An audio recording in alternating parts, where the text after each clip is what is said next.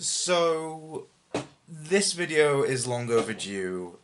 When I made the original Almost Companions, I always intended to make a sequel, but things got in the way, other video ideas were more pressing, and life happened. But now it's nearly been 2 years, so I might as well deliver upon a sequel that I've been promising for a very long time. So sit back, relax, and let me tell you about companions who were nearly companions, but sadly weren't.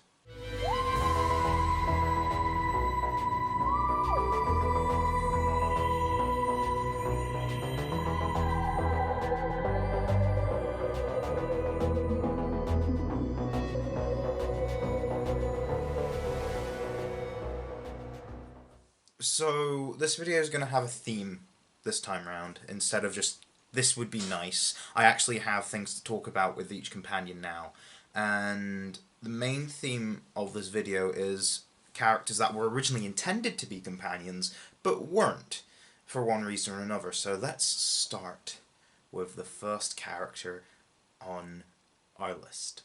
You stop! You just took a cancel axe from a cancel van, and now you're digging up a cancel road! I'm reporting you to the council! I don't know how he got here. April Fools, I guess. Kel from the council. I love him. Possibly one of the best characters in Doctor Who history. But he is not going to be a serious person on this list. Let's get to the first actual companion. Okay, I'm not actually joking this time, but I do need to clarify that although Clara was originally a companion, one version of her was going to be a companion instead of the modern day version that we got. So, how about Clara as we saw in the Snowmen? I was struggling for a new Who pick this time round for the Almost Companions 2, but when I rewatched the Snowmen for the Worst Who Christmas edition, I was actually surprised about how good the story was and how good Clara was in it. She wasn't bland, and she didn't seem that self-entitled. She just genuinely felt like an interesting character who was engaging to the audience. I honestly don't get how Stephen would have thought, because she's from the Victorian era, she's not going to be relatable. Bitch! This version of Clara is more relatable than the one we actually got! I don't think I should really speculate as to why we didn't get this version of Clara. I don't know, I feel like she would have been really good, and unfortunately we got a different companion.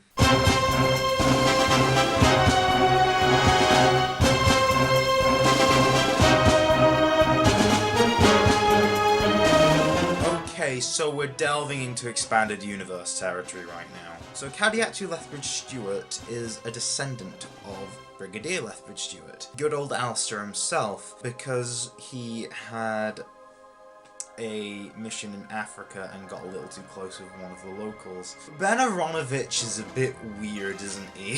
She was introduced in the book Transit, and she acted as an ally of the Doctor. Why didn't she become a companion?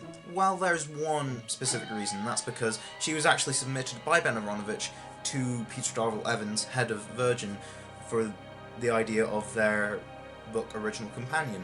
The winner of this competition was not Kadiatu, unfortunately, but fortunately enough, it was Bernie Summerfield, submitted by Paul Cornell, because as much as the descendant of the Brigadier, who is also like a African tribal warrior, would be cool, Bernie Summerfield is just cooler by default. You know, having an older person in the TARDIS works, because it means that she won't deal with the Doctor's bullshit, but she's still eager to be a companion.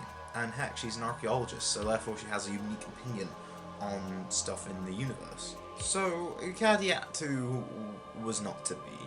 And neither was the third submission by Neil Penswick, 18th century poet William Blake, in the book The Pit. Now, I will go on to say that I feel like, although Kadiatu would have been cool, William Blake would have not. The thing is, historical figures as companions can be done well, but future writers would have had to be very familiar with his work, and he's a bit more niche. The reason why Mary Shelley worked on Big Finish is because not only did they do a limited run, but everyone was more familiar with her work and just her in general, because, you know, she made one of the most popular stories in fiction, in fact, birthing the whole genre that Doctor is a part of, science fiction. Now we've delved into Virgin territory, let's go back in time to the classic series where, you know, I'm finally gonna speak about this one character.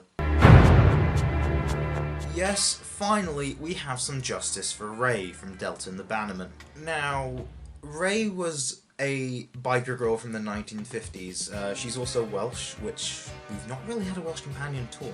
Ray was basically the companion substitute for Mel in that story because, you know, they wanted to have Mel do her own thing because they just didn't like her, I guess.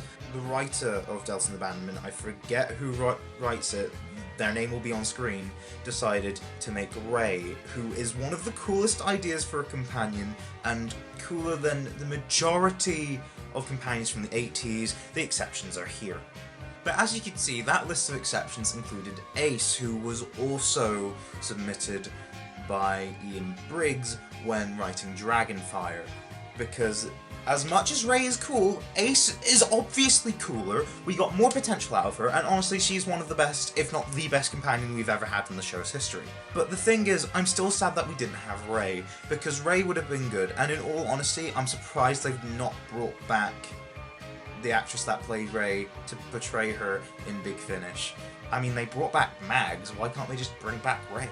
So yeah, and also watch Delta and the Bannermen, it's good.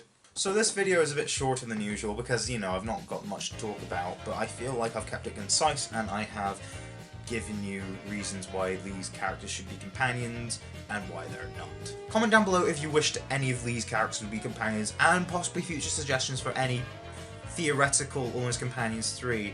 I don't know who I'm going to talk about next, but if you could comment who you think would have been a good companion and why. Maybe the next one will be about actors who didn't become companions, you know, maybe that will be the theme of the next one whenever I make it. Maybe like it might be another 2 years for a while now. But thank you all for watching, and I shall see you in the next video. Goodbye.